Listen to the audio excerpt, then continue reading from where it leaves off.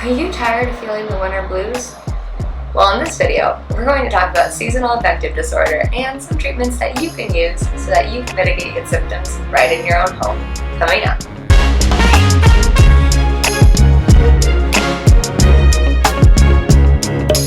Hey friends, welcome to Adulting with Esther, the show where we talk about the things that you don't learn in school. I'm Esther, and today we're going to be talking about seasonal affective disorder, or you maybe have even heard of it as SADS. If you're new here, welcome! Consider clicking subscribe down below so you can be alerted when we post new videos. And make sure you check out the description below, like scroll and click, and that's where you'll see all the links of things that I reference in this video so you can do your more research or find products that I reference. In this video, we're going to talk about what SAD is, what SAD isn't, different types of SAD, some solutions and preventative steps that you can do on your own at home, as well as when you should reach out to someone else and see a doctor and seek professional treatment. First of all, there's two types of SAD, a fall and winter SAD and a spring and summer SAD. Crazy, right? Turns out they also have pretty different symptoms too. So what is SAD? Ultimately, it's a major bummer. It's a form of depression that's caused by changes in the weather, and there's really little that you can do about it unless you choose to move every few seasons. There are many different symptoms, but the most common ones include just feeling sad or down almost every day, like every day, all day. Losing interest in activities that you once really enjoyed, having super low energy or just feeling sluggish all the time, having problems with sleeping too much, experiencing carb cravings, overeating, and maybe even weight gain, having difficulty concentrating, feeling hopeless, worthless, or guilty, and even having thoughts of not wanting to live. Some of these symptoms can also be signs of other types of mental health disorders. So if you notice that you've been experiencing them year-round or more prevalently than others that you know whom are experiencing seasonal affective disorder, you may want to seek out a professional. Bipolar disorder, severe anxiety, and severe depression are all real things and do need to be treated by a mental health professional. But if it's only seasonal, maybe it's something that you can handle on your own. I also think it's worthy to point out that individuals who have been diagnosed with bipolar disorder tend to experience these symptoms more severely. Now, for a lot of people, seasonal affective disorder only really kicks in the fall and winter, and that's due to the amount of sun decreasing throughout the day and us having less light in our life. Light brings energy, that's why it makes plants grow. And when the sun is less, well, we have less energy. Surprise, surprise, right? When you have winter onset SAD, or it's even sometimes referred to as seasonal depression, some of your symptoms might also include oversleeping in general, major appetite changes, weight gain, and just tiredness or low energy. But there's also a spring and summer SAD. Let's dive into that. Summer onset affective disorder, or sometimes called summer depression, can include trouble sleeping, so insomnia, and include a poor appetite, weight loss, agitation or even anxiety, and just increased irritability. So if you think about these two symptoms, they're kind of contrasting in one another. One leads to more sleeping due to significantly less sunlight, whereas the other leads to less sleeping. So please keep that in mind, and if you decide to seek out a health professional, that may be something you want to bring to the table when you're discussing at your consultation. But what causes seasonal depression? Okay, so I get that like the sun goes down and that's all bummer and stuff, but like why is this all happening to me? Great question. Your body, you know how it tends to wake up and go to sleep at typically the same time? Well, that's called your circadian rhythm, and that can be thrown off severely by the patterns of the sun. This messes with and disrupts your body's internal clock, which can lead to lack of sleep or too much, causing depression. There's also a chemical in your brain called serotonin. Serotonin is a key hormone that stabilizes our mood and general feelings of well-being and happiness. Well, that also gets triggered to produce more by sunlight. So when there's less sunlight, you have less serotonin. And obviously the inverse for summer onset depression can be the use of melatonin. Your body creates its own melatonin, and the increase of sunlight can decrease your body's melatonin production. Now, not everybody's going to experience SAD, and if they do, they might experience it in different levels. So what are the things that can cause some people to experience it and some people to not? Well, it can be a family history type of deal. If you know individuals in your family experience seasonal affective disorder, especially if depression runs in your family in general, or if bipolar runs in your family too. And if you already have depression or bipolar disorder. Science shows that symptoms of depression may be more severe for individuals who are already diagnosed with that.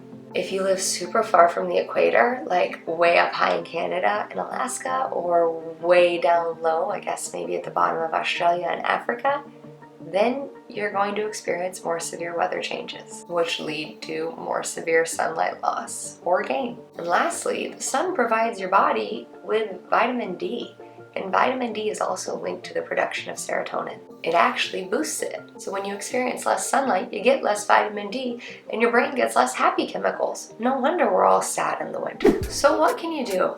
Well, I'm not a doctor, but I've done research and I can tell you what works for me. And just a little disclaimer, if you're not confident about trying out these methods on your own and taking the risks that come with it, then go to a doctor and have them diagnose them for you. Given that these products are available on Amazon, I feel comfortable sharing them with individuals because I've had positive results with them myself. There's 3 things that work the best for me. First thing that works well is I wake up early in the morning when the sun is coming up and I do my best to get some face time with those morning rays. My cats are usually out there rolling around the sun with me, and we get a good 10, 15, 30 minutes just laying in the sun, reading a book, drinking some coffee. The second thing that helps out is my happy light. It provides artificial light on the mornings when I wake up before the sun does, which in the winter, that's almost every day. I got this particular happy light from Amazon. It was only about $20. It's a plug-in option, so you don't have to worry about charging it and then the battery dying and it not being there when you need it. And it's not super high-tech, it just does the job. It's got 3 different light levels, and I'll show you those now. Here's the highest setting, which is 10,000 lumens.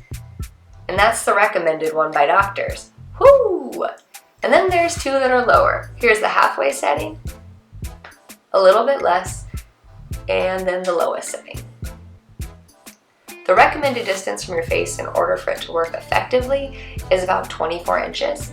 What I like about this version is it does have a stand with it, just a little kickstand. And so what I'll do in the morning is I'll set it up on my dresser and I will have it on my face while I'm putting on my makeup, or I'll even bring it with me to the bathroom and have it there while I'm brushing my teeth, and I unplug it and I bring it to the kitchen when I make my coffee. I basically carry this thing around with me all morning, but I've been doing it for the last 2 weeks and it's made a noticeable difference. The other feature that this happy light has that I haven't utilized a whole awful lot is there's a timer feature. You see, down here at the bottom, I can turn it on to be on the 15-minute timer, 30, 45, or 60-minute timer. It powers with a USB-C cord.